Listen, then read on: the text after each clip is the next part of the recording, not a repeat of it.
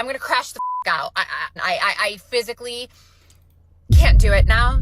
And you can call me dramatic. I don't really give a I cannot survive like this. I can't. Destiny, is a stall in people's wealth ever even manageable? How do you even talk to people about this? What? Americans are getting desperate. I'm going to crash the out. I cannot survive like this. She says she works 40 hours a week and her husband works 50 hours a week. How's everybody surviving? I get paid bi-weekly and we are a family of 4. We have 2 kids. How are y'all surviving? Because I'm not. I got paid today and it's gone. Goes toward the mortgage,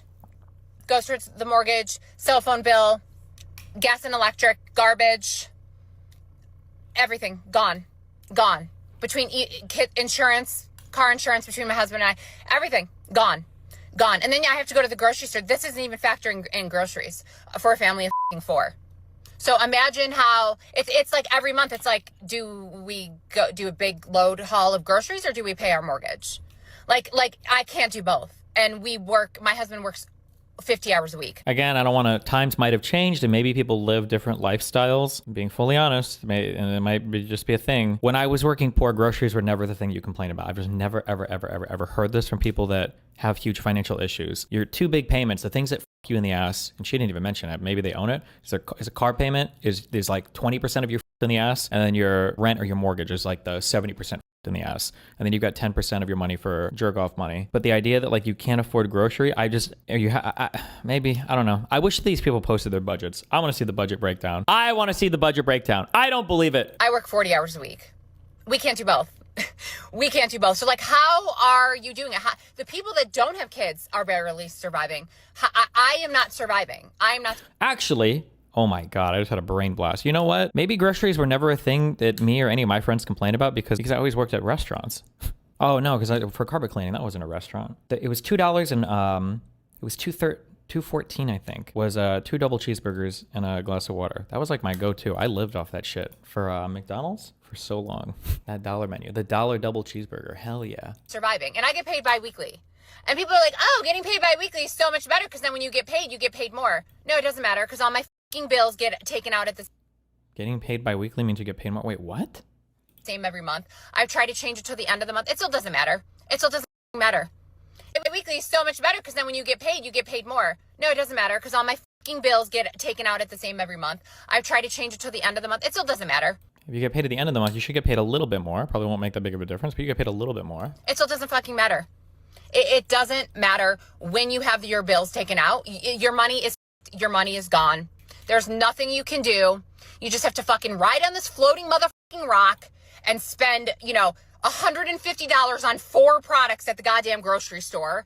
I can't. I literally cannot. Yeah, I'm curious. What kind of a car is she in? This looks like a big vehicle. I don't know how. Wait, was she? Sorry, hold on. Out. Your money is fucked. Your money. It still doesn't matter. It still doesn't fucking matter.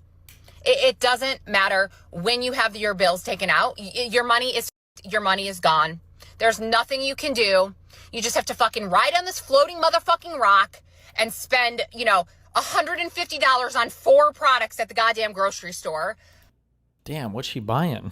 Wait, Destiny, am I stupid? Why would the timing of your paychecks affect how much you get paid? Because patience is a virtue, and if you wait a little bit longer, your big company rewards you with a slightly larger paycheck. My guess is your monthly paychecks would be bigger. The only reason I say this is because there were 2 months, and we would call them, these are your rich months. These are the ones where you go out and you fucking party hard, okay? You had 2 months of the year where you would get 3 paychecks because of the way the math works out. If you get paid bi-weekly, there are 52 weeks in a year. That's 26 paychecks, but there are 12 months. 12 and 12 is 24 from, did I say 26? So there's 2 extra paychecks you need. So 2 months out of the year, you get 3 paychecks. So if you get paid if you get paid at the end of the month, my guess is those 2 paychecks would be like a little bit more, but it's going to be an inconsequential. It's not going to make that much of a difference. I can't. I literally cannot.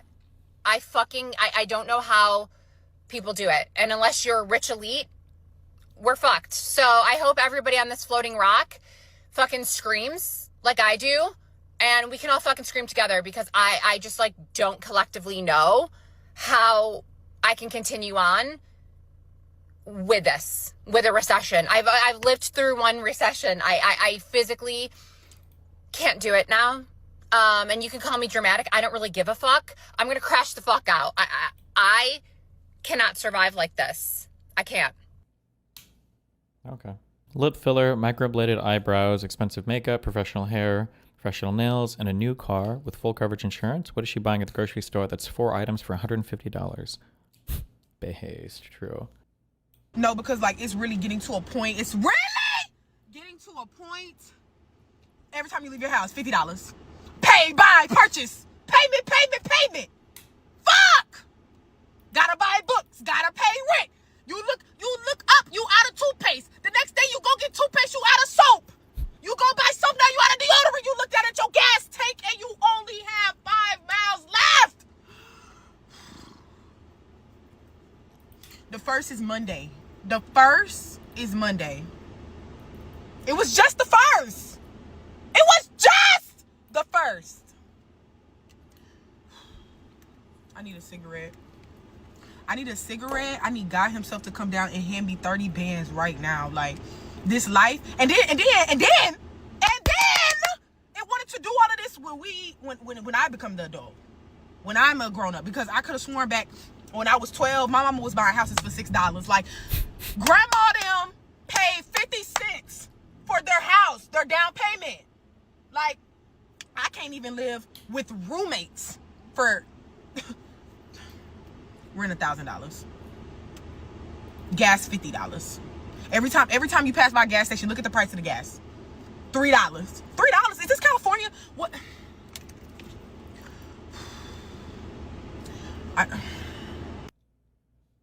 Why are Americans always buying such large cars? We love large cars. Don't you dare come for our big ass fucking cars. What you're looking at is the raw voice of collapse. Not charts, not Fed minutes, and not some sanitized headline. This is the lived fracture, the human core of an economy that has already failed. When a 2-income household working nearly 100 combined hours a week can't survive, the contract is broken. The entire premise of the American system was that we're guaranteed dignity and stability. That deal is gone. What's left is a machine that extracts until nothing remains, and people are realizing in real time that there is no way out through hard work. This is not isolated. Millions are living exactly this way. Paycheck to paycheck, one expense from ruin. Debt is the only buffer. When survival itself becomes impossible, racial slurs become necessary. I'm just kidding. Okay, we're good. Jesus Christ. If a random white person simply walked up to and stabbed a nice law-abiding black person for no reason, it would be an apocalyptically huge national story used to impose sweeping political changes on the whole country. Didn't a random white guy fucking shoot like 600 people in Las Vegas and literally nothing fucking happened from it? Like, did we all just collectively forget this? What the fuck is he talking about? Hello? What? Supreme Court formally permits racial profiling by ICE. Look at this justification, man. Moreover, as there stops of those individuals who are legally in the country, the questioning in those circumstances is typically brief, and those individuals may promptly go free after making clear to the immigration officers that they are U.S. citizens or otherwise legally in the United States. I should ban you for a week. What, you really would link a picture of the ruling, and you would post 2 links, and neither link is to the ruling? Why would you do that? Isn't it crazy how the Supreme Court is not politically partisan at all, but somehow the liberals and the conservatives are always voting against each other? The Trump administration is facing extreme backlash from multiple of our allied countries after they essentially stabbed South Koreans in the back. Donald Trump has cut deals with South Korean leaders over the Is he actually getting any backlash, though? Like, are Koreans about to stop? past few months that were supposed to spur investment into the United States. After South Korea conceded and said, listen, we'll help you, we'll make up numbers for you if you want, Donald Trump pays them back by targeting South Korean workers, hundreds of them, at a Hyundai LG battery megasite in Georgia, rounding them up, putting them in chains and in militarized vehicles, hauling them off and using them as leverage to negotiate even further with South Korea. Sorry, that was all a mouthful, but I'm going to walk you through this entire story from start to finish because Trump is facing not only extreme backlash from South Korean leaders, but reporters in South Korea are going scorched earth on the United States. There's almost a coordinated, unified push from reporters and citizens in our allied country of South Korea to just shit on the Trump admin, to take down the Trump admin for this massive betrayal. And the relationship between the United States and South Korea is supposed to be a powerful story. It's a story from hardship to prosperity. Now, the South Korean people fought a lot for freedom, and the United States played a central role in stabilizing and helping support that mission. And now we are just betraying them. So let's just start with the facts. Nearly 500 workers were taken in a raid at Hyundai's battery plant. In this quiet Georgia town, the silence is deafening. And before I even play the videos, I just want you to picture this.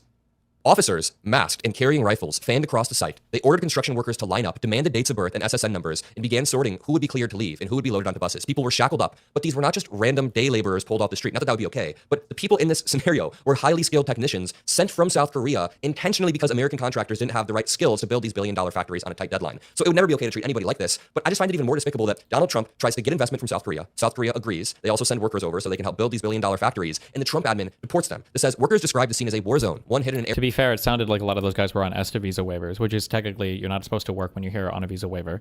But I mean, the American system sucks for immigration and visas, but... ...to avoid capture. Others tried to flee into a sewage ponds. Agents used a boat to fish them out, and prosecutors later said at least one man tried to flip the vessel. Can we break down a little bit of the reaction coming from South Korea? We have this really interesting Twitter thread that starts off, something that's not being reported much regarding the ICE crackdown at Hyundai LG Georgia battery factory. Korean companies investing billions cannot get proper visas, and they're then criminalized for bringing skilled workers to fill gaps that some American laborers could not. The sentiment is one of betrayal. Before we fully read this thread, I really just want to show you this video of DEA and ICE and other agencies being militarized to an extent that is not necessary. Like, dude, these are for highly skilled workers. You're not battling Tren de Aragua, homie. These are skilled workers at an LJ Hyundai. Will you react to Hassan and Asmongold's debate? Did they have one, or are they planning on having one? Battery plant in Georgia. It's absurd. There are also videos of people being carried out just in straight shackles. Like, they were shackling people's feet. They were shackling people's arms. What do you think this guy's going to do to you? Why is this random high-skilled worker, I don't know about this guy in particular, but why are some of these high-skilled workers being carried out in shackles? This is not what the United States is supposed to represent. South Korea's foreign ministry has confirmed over 300 of the 457 taken are Korean nationals, and Trump even responded to this morning and made it much, much worse. Let's take a listen, and let's talk about the sentiment of betrayal that South Koreans are feeling. By the way, make sure you subscribe to the Adam Mothler feed below. We are rapidly growing at a pace that MAGA media can't beat, and it's because of you all, so thank you. This is a Fox News alert. President Trump is speaking to reporters live right now. Let's listen in. And, you know, when they're building batteries, if you don't have people in this country right now that know about batteries, maybe we should help them along and let some people come in and train our people to do, you know, complex things, whether it's battery manufacturing or computer manufacturing or building ships. So we're going to look at that whole situation. We're going to look at that whole situation. I feel like they know they messed up. This is the vibe that I get. There are two factions of the Trump admin with competing interests that both did not coordinate properly. So on one hand, some people in the Trump admin want to be able to float manufacturing numbers and say, look, South Korea promised this much manufacturing, even if it's not going to happen. Some people in the Trump admin really like the manufacturing numbers. But a lot of people in the Trump admin also hate any immigrants. I mean, like Stephen Miller, other people in the Trump admin, they hate any workers. Now, it's not just everyone in the Trump admin, because there was this whole drama 7 months back where some people in the Trump administration like H-1B visas and high-skilled workers, and some people didn't. So I think there are these two competing factions where one decided, hey, we are going to get investment from South Korea. The other decided, hey, we are going to raid this plant and deport a bunch of South Koreans. It never really connected in their brain that this is going to make America look like an absolute idiot on the global stage. And Trump, he seems to be kind of saying that in this clip. He's like, listen, we do sometimes need people who are higher skilled. We do need to bring them over, so we are going to take a look. But then in the second half of this clip, he continues to ramble. We have a lot of industries that we don't have anymore, and we're going to have to train people. And the way you train people is bring people in that know what they're doing and let them stay for a little while and help. So I'm going to look at that. It's a very interesting situation that took place in Georgia. And... Prediction. Trump pressures Korean companies to invest while simultaneously arresting their workers. To make matters even worse, the headline that we then got from the New York Times reads, South Korea negotiates release of Korean workers in detained Georgian raid. So the United States government forced South Korea to then negotiate, to then concede even more if they wanted the release of these nationals. South Korea reached a deal with the United States to free hundreds of South Korean workers. The way that that's written, it honestly just sounds like we kidnapped high-skilled workers and then we held it over South Korea's head until they made some substantial concessions to us. It's absolutely insane. Good question. How many trillions did the U.S. get from that visa selling? Yeah, how many of those did we sell? Didn't they give some estimate that we would make like trillions of dollars? It was the most retarded estimate in the world. Hey, just checking. How many hundreds of billions / trillions of dollars have we made from those golden Trump visas so far? Or was it a visa or was it a green card? I think it was a green card. And a few things I want to point out. I don't care what you want to point out, bitch.